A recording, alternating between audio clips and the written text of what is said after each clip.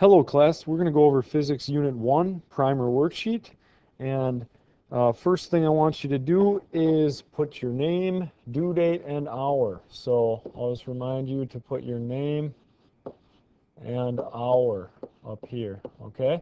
And today lesson 1 has to do with the first law of thermodynamics that basically says that you can't win, okay? So what is the first law of thermodynamics? Well, it basically says that energy can't be created or destroyed, but only transformed.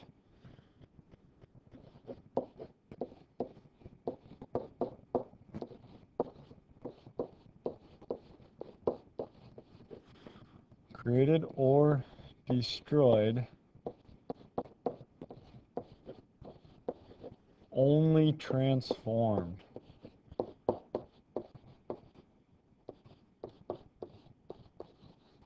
Okay, so what does this mean? Well, basically what it's saying is that the energy that you start with will equal the amount of energy that you end with. Okay? So energy start, well, we'll just put, nope, what you start with is going to equal the energy that you end with. Okay? All right, so now what we're going to do is we're going to move on to talk about energy itself. Now you can find this on textbook pages 240 to 246. So what is the relationship between work and energy, and why should we care? Okay, so energy is basically an object's or thing's ability to do work. Okay?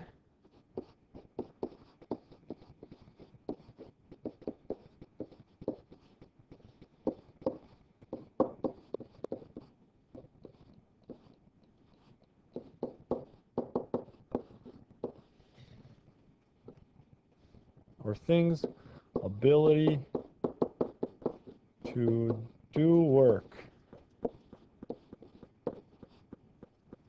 Okay? So the more energy we have, more energy, this is going to, that E stands for energy, we're basically going to have a higher capability of doing work, a better capability of doing work.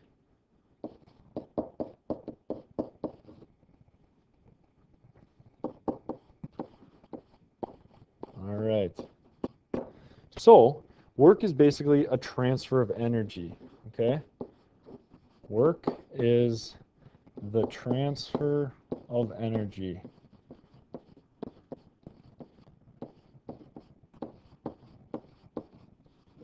All right. So both work and energy are measured in a unit called joules, okay? And joules, these aren't the same joules that you'd wear around your neck or something like this. These are joules of work or energy, okay? So it's a specific unit.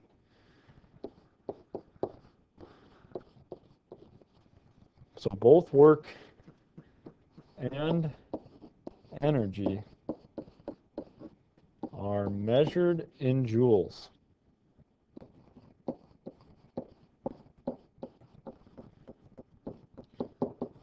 And this is spelled Joules, and the unit abbreviation is J, okay? So these are measured in joules. Okay, so now what we're going to do is we're going to talk about the categories of energy, okay? The first one that we're going to start with is kinetic energy. There's three types: kinetic, potential, and mechanical. Okay, so what is kinetic energy? Well, kinetic energy is basically the energy of motion.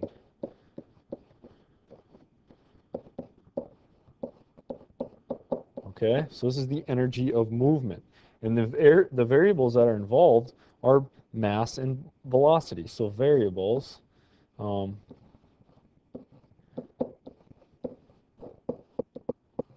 variables equal mass and velocity. Okay. And so the bigger and the faster you are, the more kinetic energy you'll have. This is, you could relate this to like a lineman in football. If they're big, they're going to have a lot of kinetic energy, but the velocity is even more important. And you'll see that why this is in the equation that's coming up next. Okay? So in this case, big and faster equals more kinetic energy. Okay, that's KE stands for kinetic energy. So what's the kinetic energy equation? How can we calculate this? Well, kinetic energy, KE, is equal to mass times velocity squared, okay? Mass times velocity squared. Velocity is a speed in a certain direction, okay? So squared. All right, that means that it's velocity, basically the velocity times the velocity, divided by 2, okay? So that's the total equation. Mass times velocity squared divided by 2. And this is why maybe a lineman who's extremely fast for a bigger person would be able to have a lot of kinetic energy, okay? So now, in potential, we're going to take a look at potential energy. And potential energy is basically energy based on an object's shape or position. It's stored energy.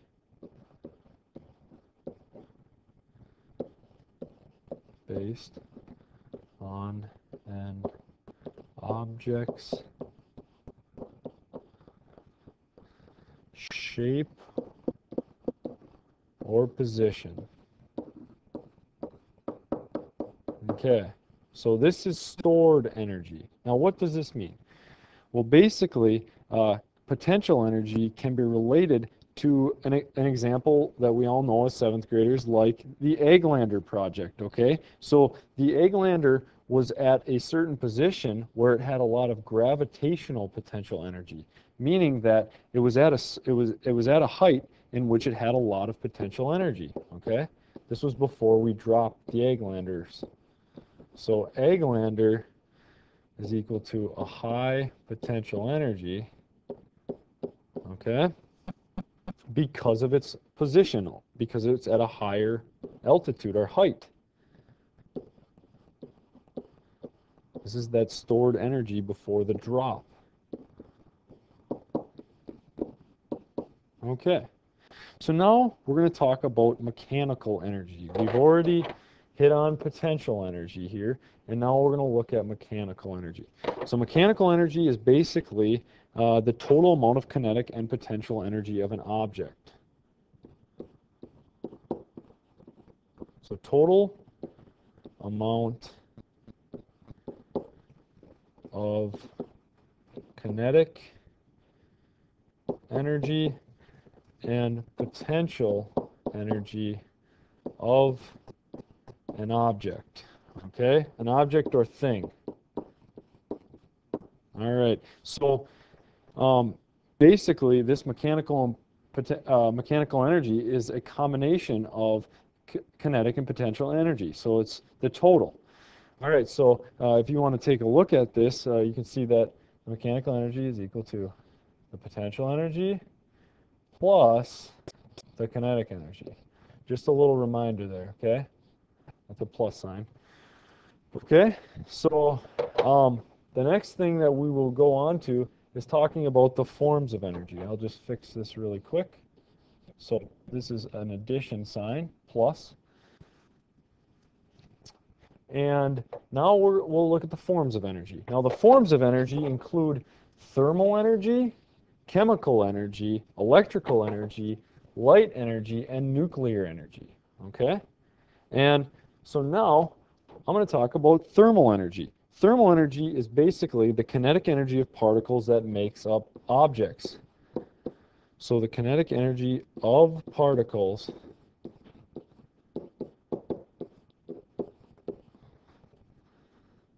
that make up objects. Okay. So now, thermal energy is basically heat energy. And for instance, gases that have a higher amount of kinetic energy will obviously be much warmer, can expand, and this is all part of thermal energy. Thermal energy is also given off through a variety of processes, okay? So now what we're going to talk about is chemical energy. Chemical energy is the energy of compounds based on rearrangement. So, energy of compounds based on rearrangement of atoms. Okay?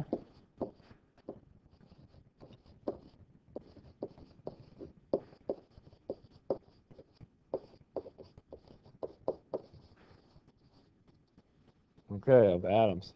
So this is the energy of compounds based on the rearrangement of atoms. Now, an example of chemical energy would basically be breaking bonds or releasing or absorbing or releasing energy, okay? So when you break bonds, you absorb or release energy.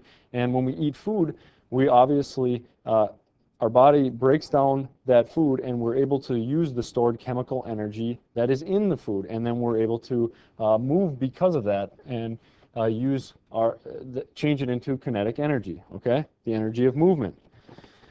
So electrical energy, I'm sure all of you have heard this. This is the energy of moving electrons.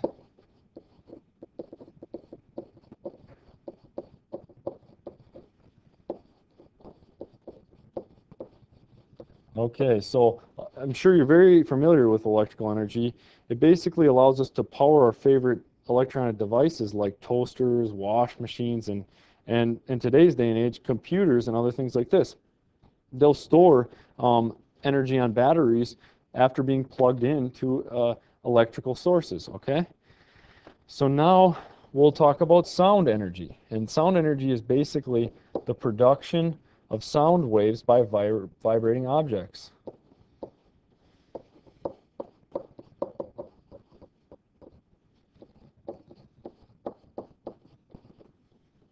Sound waves by vibrating objects.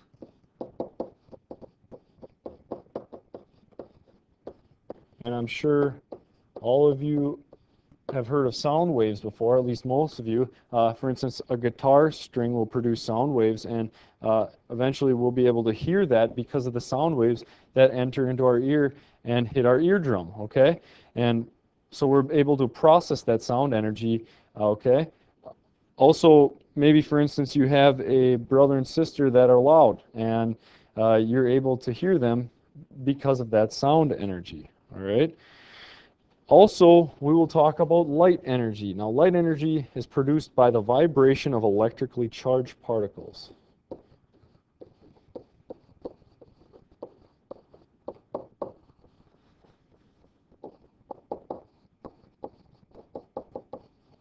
Of electrically charged particles.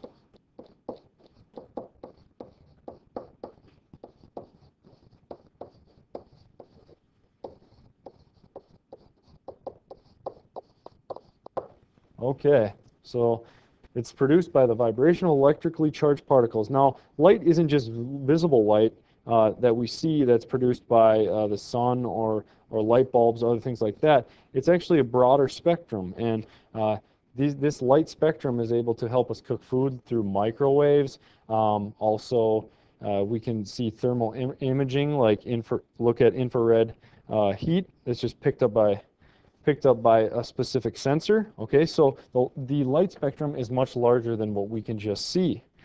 Okay, now nuclear energy, this is something that some of you may be interested in or heard of before. This is energy from changes in the nucleus of an atom. Okay. So it's energy from changes in the nucleus of an atom. Okay.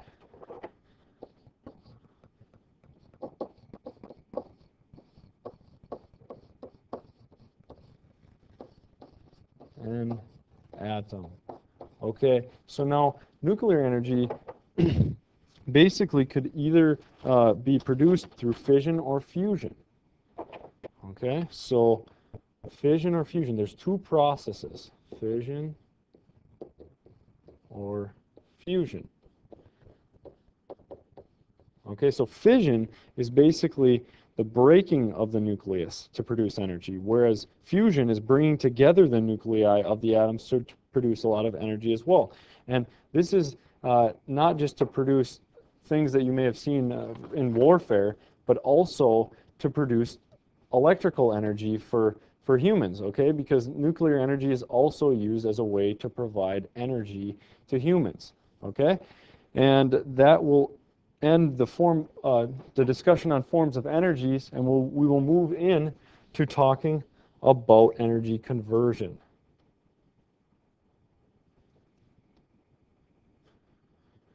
Okay, class, so we'll continue on, and we're going to talk about energy conversions.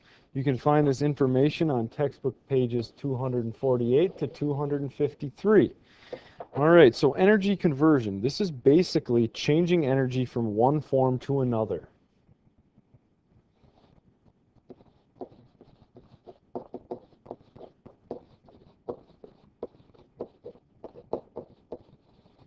One form to another. Okay. So, what is important about this is that, for instance, we can use electricity to produce heat. Okay, and that is a conversion of energy. And we'll see a lot of good examples of this.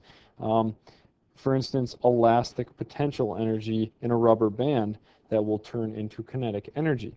So, for instance, here's an example. Stretching a rubber band. And this is elastic potential energy, elastic stored energy, okay?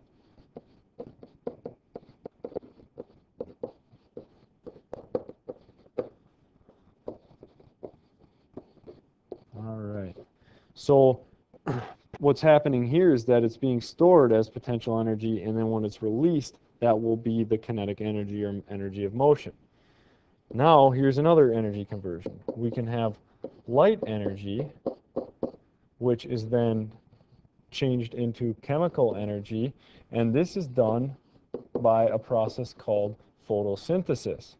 And for instance, I'm sure you've heard of this before, but this light energy is absorbed by plants and changed into chemical energy.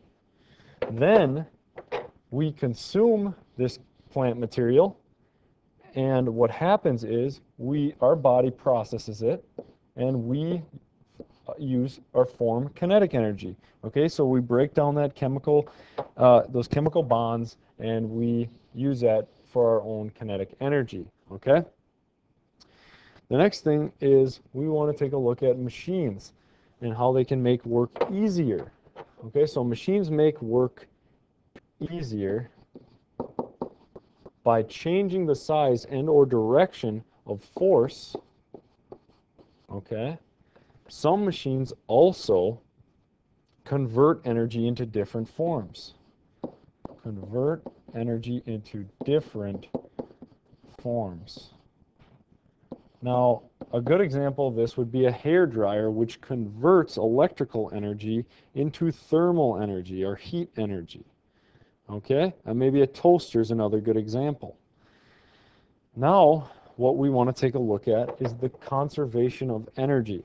And this can be found on textbook pages 248 to 253. Okay, and the first thing that we're going to go over is something called friction. And I'm sure some of you have heard of friction before, but friction is basically the force that opposes motion between surfaces that are touching.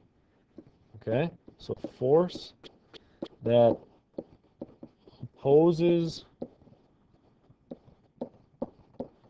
motion between surfaces that are touching.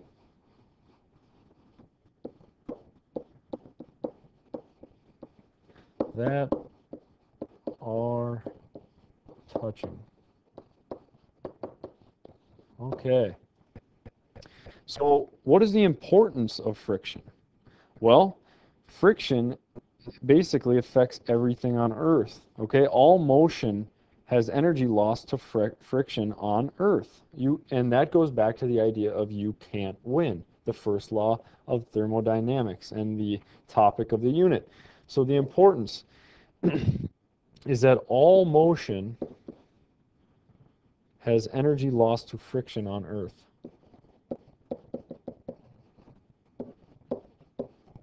Energy, E, lost to friction on Earth. Okay, so the surrounding air and atmosphere is made up of particles, okay? And anytime we move through these and interact with these particles, friction is occurring. It's slowing us down, okay? So there is 4 main types of friction that we want to go over and want you to know. And these types are fluid, sliding, rolling, and static. Okay, so fluid friction is the first one. Now, fluid friction is basically resistance on any object moving through a fluid, air or water. So, for instance, if you're swimming and you're going to have friction between yourself and water as well. Okay? Sliding friction is the next one. So sliding friction is basically friction between 2 relatively flat surfaces that are touching. For instance, when baseball players slides into second base, that is sliding friction, okay? Rolling.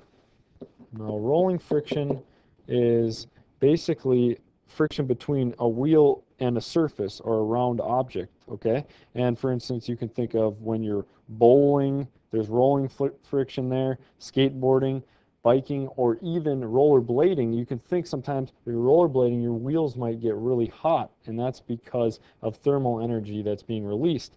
We'll talk about that in a minute. The last one, static friction, and static friction basically is something that needs to be overcome for any object to move, okay? So now the next thing we're going to talk about is a closed system. Now, a closed system is a system where energy is only transferred between objects in the system. Okay? So this is a system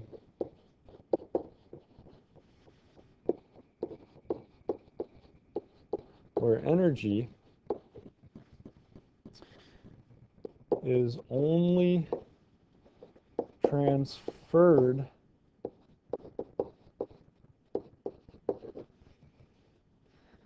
between objects in the system.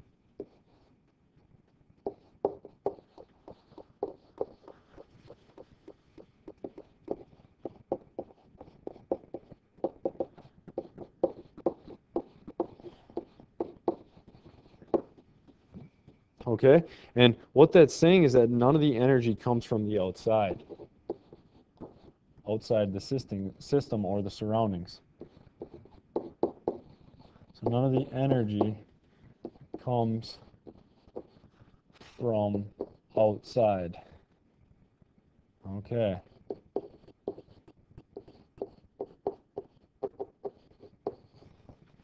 All right. And just as a little bit of a note, you can take a look on figure 2, page 255. Okay. So in your textbook, there's a figure in which they go over a couple examples like talking about energy conservation in a light bulb. So it's something that you might want to refer to. Figure 2, page 255. Okay. So now we're going to move on to the law of conservation of energy that can be related to a closed system.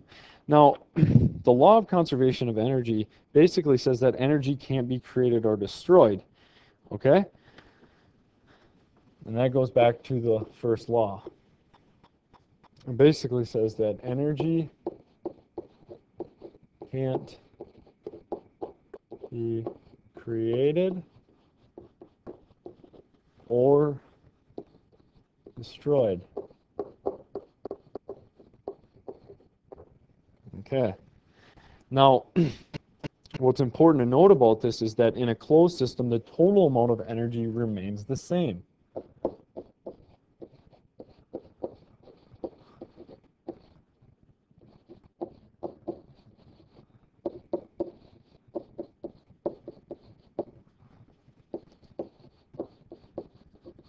of energy remains the same.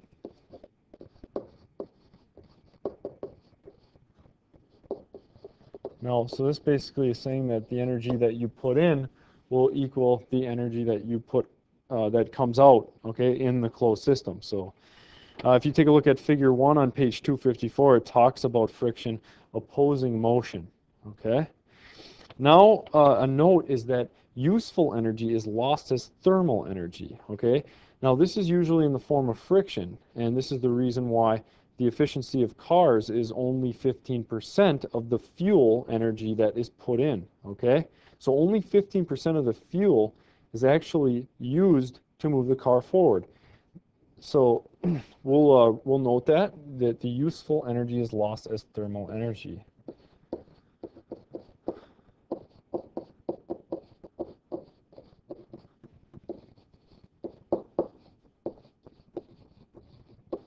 Lost as thermal energy. So, for instance, when you're running a car, only 15% of that fuel is actually going to help move the car forward, where the rest is going to be lost as thermal energy or heat energy. And this can be seen because the engine gets hot. Also, there's other processes in which energy is converted. Okay, so it's lost. Only a portion of that fuel that is burned is actually useful energy. So now we're going to talk about energy efficiency that relates to this. So energy efficiency is basically the amount, right here by the way, this is the amount of energy available, of useful energy available after a conversion occurs. So amount of useful energy available after a conversion occurs.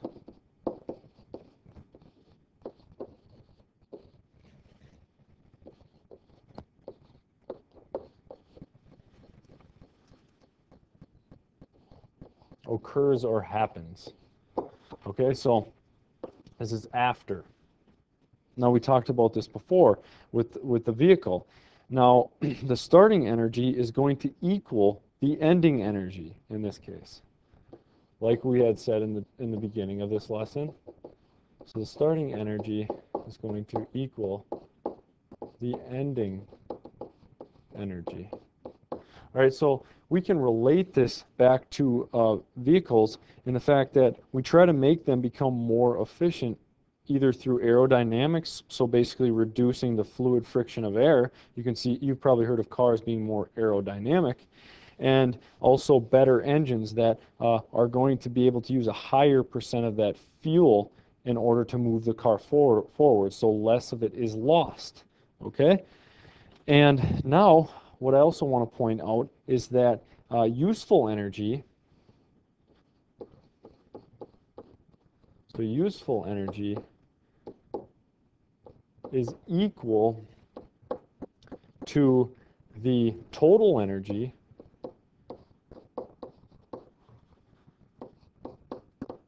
minus the thermal energy, which is the energy that's not useful and is lost. Okay? So a good way to remember this is to think about vehicles and cars and the fact that we're not able to harness all of the energy for useful purposes when burning fuel. Okay? So useful energy is equal to total energy minus thermal energy.